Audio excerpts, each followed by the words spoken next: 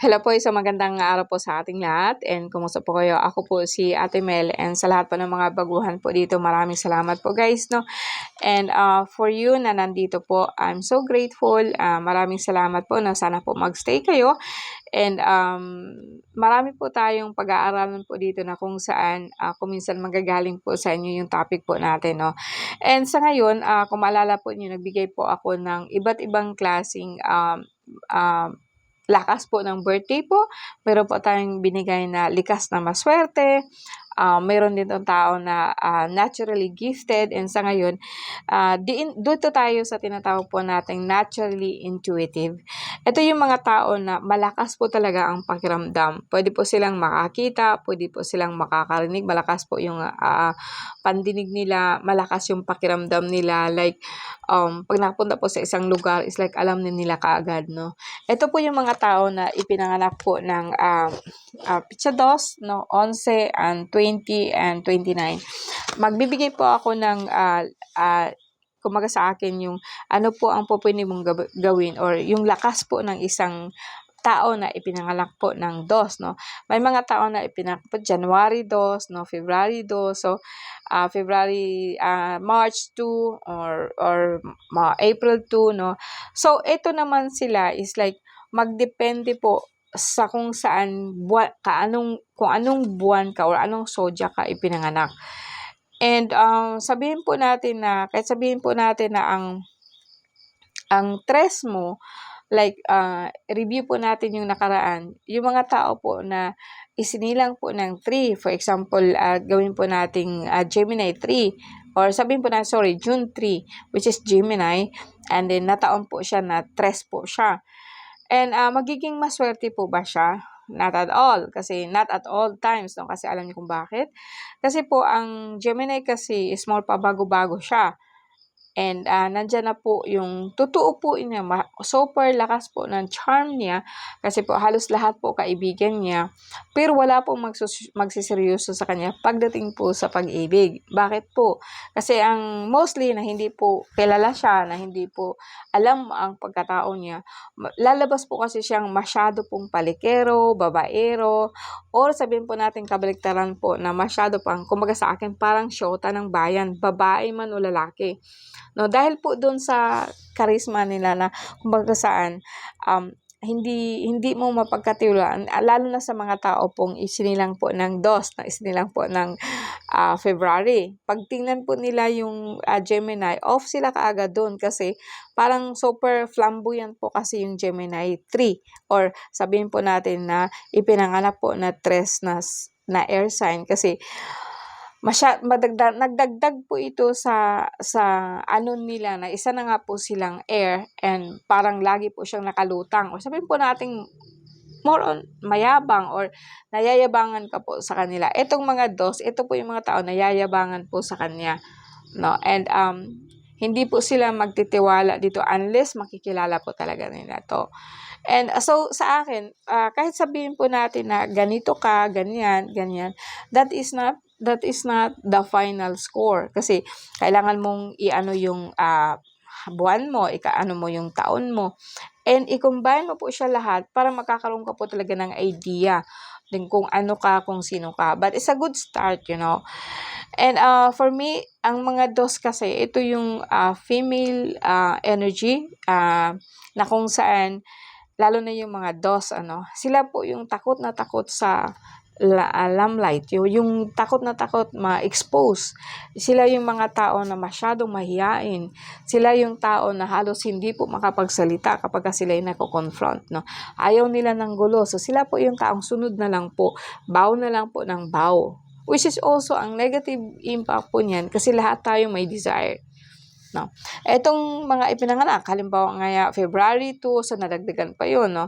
Pero kung sabihin po natin na Aries or sabihin po natin na Gemini and 2, actually magkaroon po siya ng conflict doon. Ang air at saka ang water magkakaroon po ng conflict kapag hindi po siya marunong. And for example, diyan na sinilang ka po ng January 1, so ang January is action and ideas, and ipinanganak ka po sa dos, kung gagamitin mo siya, so ikaw, as sabihin po natin, Aquarius ba or ang uno kasi, ang alam ko niyan is father, as masculine energy na kung saan it's an idea. Pangalawa po yung dos, no? And ito yung lalaki, ito yung babae. Ito yung ama, ito yung ina. Kumbaga sa akin, ang ama ang gumagawa, ang ina po ang nagsisilang. Wala naman sigurong lalaki na nagsisilang. Ibig sabihin is the giver of life. Actually, is ang ama po talaga is just only an idea. Ang one is just only an idea. It's just, kung ipagsabay natin sa isang tao, isa ang idea mo, ang anong gusto mong gawin kapag i-imagine mo, it will happen. Ito yung sabihin ko kako na combination po ng lakas mo. And ito po siya. So, ang dos kasi actually is a silent, baga. Siya po yung tahimik lang, pero alam niya lahat. Siya yung parang, kung meron siyang gustong gawin, ito yung negative impact po talaga, no, sa mga tao, no. Lahat po tayo merong negative, merong positive, no. Pero lahat yan actually is magagamit mo. Ito kasing mga pizza dos na isinilang, kahit anong birthday po, naturally talaga sa kanila yung mahiyain. Natural po sa kanila yung bagang hindi nila kayang kunin kung anong gusto nila by itself. So, gagamit po sila ng ibang tao para maibigay po ang kanilang gusto. And nandyan na po yung tinatawag po natin na ano yun, yung manipulation, yung magmamanipula po siya through her emotion or his emotion para maibigay yung gusto niya. Kasi he or she cannot take it by herself. Kasi ang two talaga is dandyan na po siya sa gilid. While yung isa naman is like, ako talaga ang gagawa nito. Okay. Ito namang dos, okay, give it. Sa iyo na yan siya. But then, kung kailangan niya ito, gagamit siya po ng information through her feelings para po ibigay sa kanya lahat ng gusto. Yung bagang pa-effect po ng parang babae talaga na ng damsel in distress. And pangit po siya kung isa kang lalaki, di po ba? And gagamit ka po ng emotion para po mas satisfied yung feelings mo na you are not enough. And dahil po ito sa influensya po ng female energy nga po na sinatawag po natin na lagayan lang ba, no? Halimbawa nga po, for example, etong baso is female energy, lagayan lang po yan. And then after that, ang mag-idea ang water, yung ilalagay mo dyan, kung anong ilalagay mo, siya lang po ang taga-receive.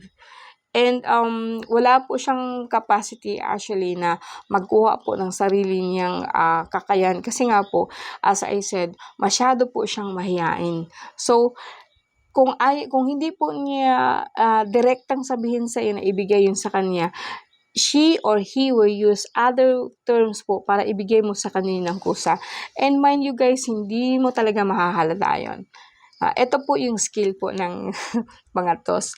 And sabihin po natin na okay, ang 11 naman, 1 plus 1 is like, ito yung master number. Maganda po siya, and dual din po yung energy niya. Ibig sabihin, ang mga tao na isinilang na 11, pwede po yan na sobrang bait. And then, pero pwede rin na sobrang tigas ng ulo. Yung kung anong gusto nila, gagawin talaga nila. Kasi doble uno. So, ang uno na nga, matigas na ang ulo. No, may anak akong uno, kahit anong gawin ko, pag gusto niya talaga. No? So, ito yung mga kakayahan po natin or ability po natin na natural. Then, isabay mo po na isa kang Aquarius, isa kang Pisces. So, i-combine na lang po ninyo guys. No? And makikita mo, ito yung pwedeng energy po ng isang tao. Ang 11, mamaya niyan, okay, nakangiti pa. Mamaya, sisimangot na. Kasi umarangkada na lang po yung pagka-dos niya. Kasi 1 plus 1 is equals to 2. No? So, sabihin natin ang 20. Ang 20 naman, ito yung mga tao na, di ba ang 2 is like feminine, ito yung mga tao na, puro lang siya umpisa pero hindi po matatapos. Wala po kasi siyang pares, wala po siyang kumbaga lahat puro umpisa, no? And As I said, no, as I said, I will not really term this as a negative, but kung alam mo kasi siya, and kung ano po yung lakas mo, kung ano po yung natural mo, and then doon ka mag-uumpisa din. Sabihan po natin, nadagdagan po natin ng ganito, ng ganyan, and then magkakaroon ka po ng idea na, halimbawa, 20 ka, so mag-uumpisa ka lang, pwede kang gumawa po ng mga negosyo para po ibenta sa iba. Then, kasi magaling ka doon eh. Magaling ka doon. Ang zero kasi is just like, meron kang kasabay po na itlog, where something like a full, actually sa card po natin, ang zero is infinite siya. No, no end, no beginning. So, ibig sabihin yan, madali ka po kasing magsawa, no, kapag ka, halimbawa, mag-umpisan mo to, tapos tapusin mo talaga, hindi mo ugali yun. So, sa akin, gawa ka po ng idea, like magnegosyo ka po, and then after that, kung nagsawa ka na, ibenta mo na. Pwede po yun sa'yo, or gagawa ka po ng mga drawings, gagawa ka po ng mga something. Kasi sabi ko nga, masyadong malakas ang imagination nyo. Kasi ang dos po, kahit ano po ang buwan mo, or kahit anong month ka, kahit anong zodiac ka, ikaw po yung mga tao na naturally intuitive, alam po ninyo kaagad, no, kung ano po ano. And then, kahit hindi ka nagsasalita, kasi just like absorbing everything. And minsan, kapag hindi ka po aware, ma-absorb din po mo din po yung galit ng iba, yung hindi maganda, ma-absorb din po yun. Kaya di mo lang alam, itong mga dos, bigla na lang po sumimangot. Tapos hindi mo alam kung ano nangyari, kasi hindi po yung magsasalita. Hindi magsasabi kung ano po ba yung nangyari. No? And maybe I'm wrong, okay? Kasi may mga tao din po na kahit dos po sila, pero talaga pong, kumbaga, lalabas po sila. Parang flamboyant, parang ano, pero bibihira lang po talaga. No? And sa mga 2019 naman, eto is like, dalawa po siya. Etong 29 po, ang dos, alam niyo ibig sabihin. Then, idagdag mo yung 9. Then, ang 9 is about consciousness, no? Eto siya. Itong ano na to is like, ang negative po ng 29 is like, lahat ng gagawin niya para ma-please yung mga tao. Bagang people pleaser, kumaga, gusto niya is like, mapansin siya, so gagawin po niya lahat para lang pagsilbihan yung tao, parang hindi nakalimutan niya yung sarili niya. No? Parang siya kasi lahat gusto niya gawin para sa lahat, no? But then actually may exhaust ka ba talaga, and kahit anong gawin mo, kahit gaano ka pa kabait, darating talaga ang time na may mga tao talagang lalo pang naiinis sa'yo kahit gaano pa kabait, yung hindi nila matanggap yung kabaitan mo. Ito yung tao na parang inuuna talaga yung iba bago ang sarili, no? Which is actually, is it a compliment? No. Kasi sa akin, bago mo unahin yung iba, dapat ikaw muna. Pero itong mga 29, ito siya. Kabaliktaran po nung 11. Ang 11, ako. Itong 29, no. Lahat ng ginagawa niya para sa iba, never po para sa sarili. And pag nag-exhaust na siya, doon na siya, no. Kumbaga, doon na yan magdadada, tapos doon na yan, alam mo yung tomboy? Hindi yung tomboy na, babae, lalaki, no. Yung parang nanunumbat ba? Ako ginawa ko to para sa'yo. Ganyan. No. Kasi itong mga tao na dapat hintayin mo kasi na humingi sila ng tulong sa tumulong. Pero ito, kahit hindi ka pa humingi, tutulong yan. No? Kasi sa kanila, nahihirapan siya, tutulong ako. Dahil nga sa sobrang kabaitan, but then nakalimutan nila na dapat sarili nila muna. Lalo na po na parang lalabas po siyang pakialamera. Hindi na hingin ang tulong, tutulong ka. So, ito yung mga tao na, ito yung guys na, ang mostly female energy na kung saan, minsan napagkamalan talaga ikaw na hindi ganun ang ugali mo because they don't really understand you.